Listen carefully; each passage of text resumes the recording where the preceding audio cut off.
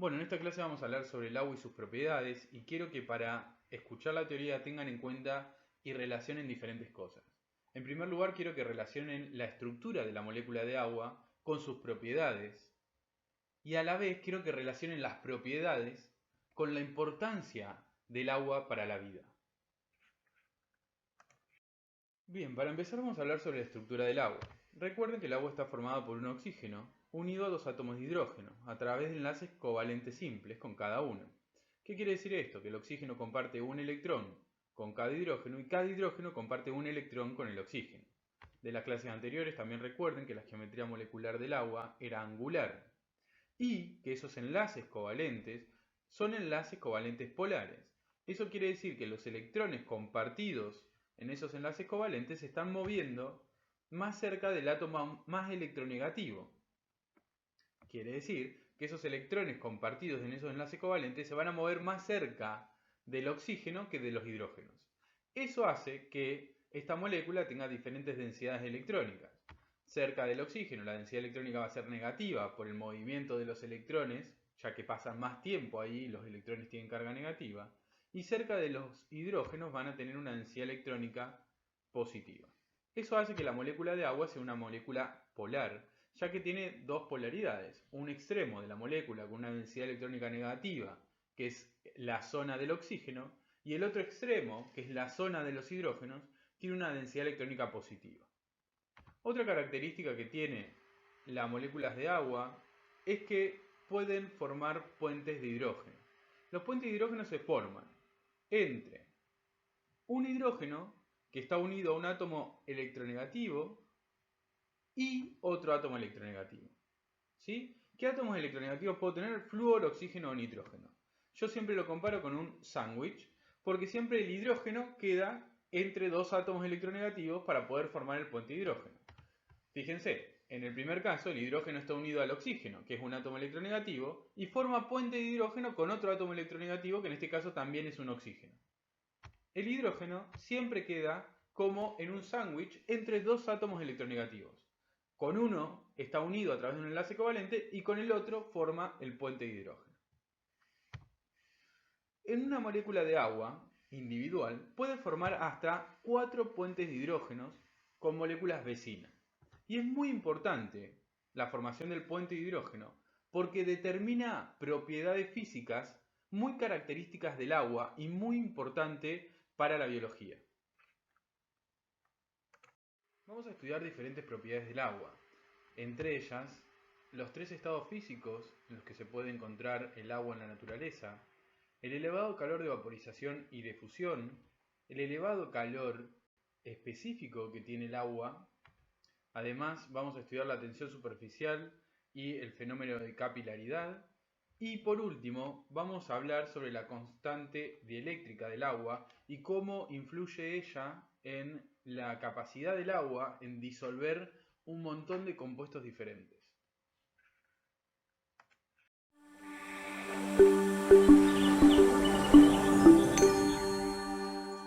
En este video vamos a hablar sobre el agua y sus estados de agregación. En primer lugar, en el caso del agua líquida, las moléculas tienen la capacidad de formar puentes de hidrógenos transitorios. Eso quiere decir que son puentes de hidrógeno que las moléculas forman y rompen todo el tiempo con sus moléculas vecinas. Una molécula de agua en estado líquido, en promedio, puede formar 3,6 puentes de hidrógeno con sus moléculas vecinas. Por otro lado, en el caso del agua en estado sólido, o sea el hielo, lo que tenemos es que cada molécula de agua forma 4 puentes de hidrógenos con sus moléculas vecinas, lo que hace que el hielo adquiera una estructura cristalina, con huecos hexagonales como los que se pueden ver en el video que les estoy mostrando. Esto hace que el hielo ocupe mayor volumen que el agua líquida.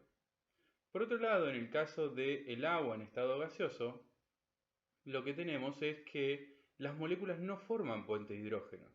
Y esto se debe primero a la velocidad que adquieren las moléculas en estado gaseoso y además al distanciamiento que tienen las moléculas. Las moléculas se encuentran tan separadas que no tienen la capacidad de formar puentes de hidrógenos entre sí.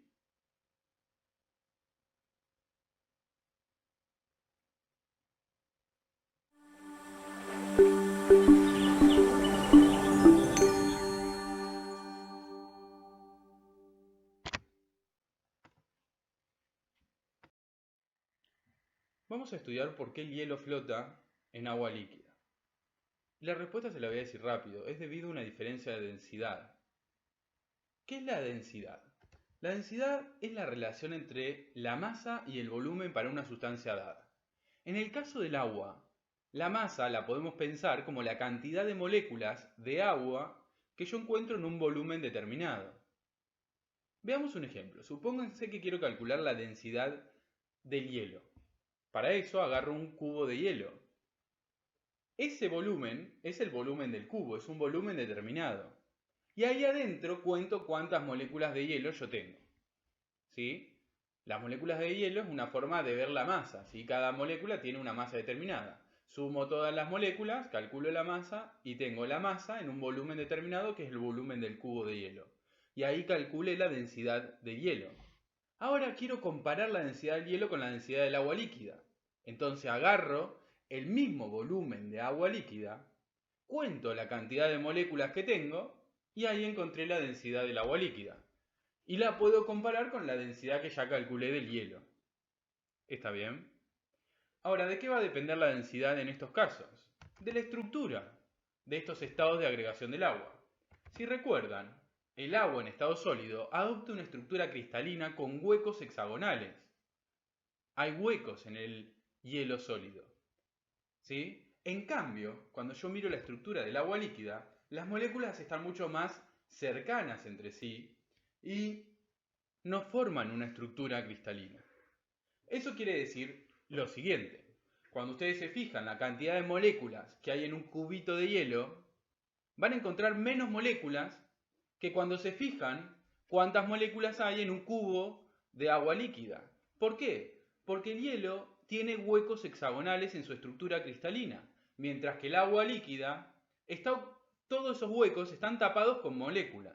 Por lo tanto, yo voy a encontrar mayor cantidad de moléculas en el agua líquida que en un cubito de agua en estado sólido o de hielo. Voy a encontrar mayor cantidad de moléculas en el agua líquida que en el hielo, cuando comparo un volumen determinado. Eso quiere decir que la densidad del hielo va a ser menor, tengo menos masa por unidad de volumen, porque tengo menos cantidad de moléculas. En cambio, la densidad del agua líquida va a ser mayor. Esta diferencia de densidad es lo que hace que el hielo flote en agua líquida. Al principio de la clase hablamos sobre que el agua poseía un elevado calor de vaporización, de fusión y un elevado calor específico. Ahora vamos a entender y estudiar en profundidad esto que dijimos al principio de la clase. El calor de fusión para cualquier sustancia se define como la cantidad de calor que hay que entregarle a un gramo de una sustancia en estado sólido para pasar todo ese gramo desde el estado sólido al estado líquido. En el caso del agua es la cantidad de calor que hay que entregarle a un gramo de hielo para que todo ese gramo de hielo se transforme en agua líquida. El agua tiene un elevado calor de fusión cuando lo comparamos con otras sustancias. Quiere decir que al agua tengo que entregarle mucha temperatura, mucho calor para transformar un gramo de hielo en agua líquida. Por otro lado, el calor de vaporización para cualquier sustancia se define como la cantidad de calor que hay que entregarle a un gramo de una sustancia en estado líquido para que pase totalmente al estado gaseoso. En el caso del agua líquida, es la cantidad de calor que tengo que entregarle a un gramo de agua líquida para que totalmente pase al estado gaseoso, al estado vapor. Es muy importante el calor de vaporización porque ayuda a regular la temperatura corporal. Cuando nosotros transpiramos, el agua sobre la superficie de nuestra piel se evapora. Esa evaporación de la transpiración necesita mucha energía, porque el agua tiene un elevado calor de vaporización. Para evaporarse necesita mucha energía. Entonces, la transpiración, que en su mayoría es agua, necesita mucha energía para evaporarse. ¿De dónde saca esa energía? Del cuerpo, ayudando de esta manera que la temperatura corporal baje. Por otro lado, y por último, tenemos el calor específico. El calor específico se define para cualquier sustancia como la cantidad de calor que se debe entregar a una sustancia para que ésta aumente su temperatura en 1 grado centígrado. Por ejemplo, yo tengo 1 gramo de agua a 35 grados centígrados. ¿Cuánto calor le tengo que entregar a ese gramo de agua para que aumente su temperatura a 36 grados centígrados?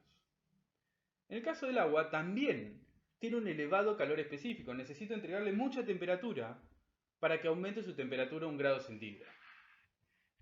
Su alto calor específico es muy importante para la vida. Recuerden que el cuerpo humano está formado en su mayoría por agua, ¿sí? Y esto hace que el agua se convierta en una excepcional amortiguadora y reguladora de los cambios térmicos. ¿Qué quiere decir eso? Gracias a que nuestro cuerpo está formado principalmente por agua, es que nosotros podemos mantener la temperatura corporal constante, debido a que el agua tiene un elevado calor específico. Si yo quiero aumentar la temperatura de mi cuerpo, necesito agregarle mucho calor para que aumente su temperatura 1 grado centígrado. Gracias a que está formado por agua y que el agua tiene un elevado calor específico. Otra de las propiedades del agua es la tensión superficial. Esta es una medida de la fuerza elástica que existe en la superficie de los líquidos, en este caso del agua. Para que nos demos una idea, imagínense que ustedes pueden agarrar con sus manos y estirar la superficie de un líquido. La tensión superficial sería la cantidad de energía que necesito para estirar la superficie de un líquido por una unidad de área. Por ejemplo, la cantidad de energía que necesito para estirar la superficie del agua líquida, 1 centímetro cuadrado. Eso sería la tensión superficial, una cantidad de energía. Bien, imagínense que estos círculos son moléculas de un líquido. Tenemos dos tipos de moléculas diferentes, las moléculas del seno del líquido, que es la parte del interior del líquido, y las moléculas de la superficie del líquido. Primero vamos a hablar de las moléculas del seno del líquido, del interior del líquido. Estas moléculas están rodeadas por un montón más de moléculas. Y estas moléculas se van a sentir atraídas en todos los sentidos por sus moléculas vecinas. ¿Sí? Esto que vemos acá es lo que se conoce como fuerzas intermoleculares. Son fuerzas entre moléculas pertenecientes al mismo líquido. Las moléculas del seno del líquido van a sentirse atraídas por todas las moléculas vecinas, y es por eso que se sienten atraídas en todos los sentidos. Por otro lado, las moléculas de la superficie no se van a sentir atraídas en todos los sentidos, porque solamente tienen moléculas a sus costados y en la parte de abajo. Es por eso que las moléculas de la superficie se van a sentir atraídas hacia los costados y hacia abajo. Eso hace que estas moléculas se sientan atraídas hacia el líquido, lo que ocasiona que la superficie del líquido se tense como si fuera una película elástica. Los líquidos que tienen fuerzas intermoleculares grandes, ¿sí?, también van a tener tensiones superficiales altas. Es por esto que el agua, que tiene puentes de hidrógeno, tiene una gran tensión superficial, mucho más grande que la mayoría de otros líquidos. Ahora vamos a hablar sobre la capilaridad. La capilaridad es un resultado también de la tensión superficial. Y la capilaridad es la capacidad que tiene un líquido de subir o bajar por un tubo capilar. Se observa en la imagen que tenemos acá. Si ustedes ponen en contacto un tubo capilar, ¿qué es un tubo capilar? Un tubo muy finito. Lo ponen en contacto con agua. Van a observar cómo el agua empieza a subir sola por ese tubo capilar. Eso es el fenómeno de capilaridad. Y es el resultado de dos tipos de fuerza. Una es la cohesión. Es la atracción entre moléculas que son similares, en este caso entre las moléculas de agua. Y la otra es la adhesión, que es la atracción entre moléculas diferentes, en este caso las moléculas de agua con las moléculas del tubo capilar, que puede ser de vidrio. Entonces, cuando la atracción de las moléculas de agua con el tubo capilar es mayor que la atracción entre moléculas de agua entre sí, el agua puede empezar a moverse o a subir, en este caso, por el tubo capilar. Un ejemplo es este experimento que hicieron en el cual utilizaron una flor que le cortaron el tallo a la mitad, en la parte inferior, y luego colocaron cada segmento del tallo en agua con un colorante diferente. Por un lado rojo y por el otro lado azul. ¿Qué es lo que pasa con las plantas? Las plantas, sus tallos están formados por capilares que permiten que el agua suba por capilaridad. Es por esto que podemos observar en el caso de ese experimento que los pétalos de la flor empiezan a adquirir el color de los colorantes en los cuales están inmersos los tallos. Esto es debido a que el agua tiene la capacidad de subir por los capilares del tallo hasta llegar a los pétalos de la flor.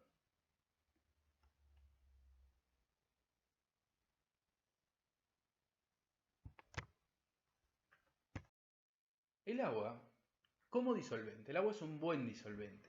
Y ustedes se preguntarán, ¿qué es un disolvente? Un disolvente es una sustancia que tiene la capacidad de disolver diferentes compuestos. Y ustedes saben que el agua es un buen disolvente, porque ustedes si colocan una cucharadita de azúcar en un vaso de agua, ese azúcar se disuelve en el vaso de agua. Y si ustedes colocan una cucharadita de sal en un vaso de agua, esa sal se disuelve en el vaso de agua. Eso está demostrando que el agua es un buen disolvente, porque el azúcar es un compuesto totalmente diferente a la sal, y sin embargo ambos se disuelven en un vaso de agua. La pregunta es ¿por qué? Y lo principal es que el agua tiene dos capacidades diferentes. Por un lado, el agua tiene la posibilidad de formar puentes de hidrógeno con los diferentes compuestos, y es por eso que se disuelve la azúcar en agua. El azúcar es sacarosa, es este compuesto que les muestro ahí. Y la sacarosa tiene muchos grupos OH en su estructura. ¿Qué son los grupos OH? Son un hidrógeno unido a un oxígeno. En otras palabras, es un hidrógeno unido a un átomo electronegativo, lo que le permite al agua formar puentes de hidrógeno con los diferentes OH que tiene la sacarosa, ayudando de esta manera a que la sacarosa se disuelva en agua, y de esta manera es por lo que, si yo coloco un poquito de azúcar en un vaso de agua, una cucharadita de azúcar en un vaso de agua, este azúcar se disuelve en ese vaso de agua. Por otro lado, el agua tiene una elevada constante dieléctrica, que parece una definición complicada, pero no lo es. La constante dieléctrica es la medida de la capacidad del agua para mantener átomos que tienen cargas opuestas separados. Esos átomos con cargas opuestas, positivo y negativo, se van a atraer, pero el agua tiene la capacidad de mantenerlos separados. Es por eso que el agua tiene una elevada constante dieléctrica. Si recuerdan de los enlaces iónicos, vimos el cloruro de sodio. El cloruro, ¿cuándo se forma el cloruro de sodio? Cuando el cloro le roba un electrón al sodio, y de esa manera el sodio queda con carga +1, el cloro queda con carga -1, cargas opuestas se atraen y se forma este compuesto que es el cloruro de sodio, que es lo que ustedes conocen como la sal de mesa. Entonces, ¿qué es lo que pasa con el agua? Recuerden que el agua es un dipolo. En la zona del oxígeno tiene una densidad electrónica negativa, mientras que la zona de los hidrógenos tiene densidad electrónica positiva. ¿Cómo hace el agua para mantener separados estos átomos con cargas opuestas? El agua rodea con sus zonas de densidades electrónicas negativas al sodio que es positivo. O sea, con la parte del oxígeno rodea al sodio que es positivo y lo solvata. Y al cloro lo rodea con la parte de su molécula que tiene densidad electrónica positiva, que es la parte de los hidrógenos, como ya vimos. De esta manera, el agua estabiliza estos iones. Estabiliza el catión sodio y estabiliza el anión cloruro. De esta manera, el agua puede mantener separados estos átomos que tienen cargas opuestas. Por eso es que el agua tiene una elevada constante dieléctrica. Y por eso es que el agua tiene la capacidad de disolver. Cuando nosotros ponemos una cucharadita de azúcar en un vaso de agua, se disuelve. Y es gracias a esto que pasa, que es la solvatación de los diferentes iones.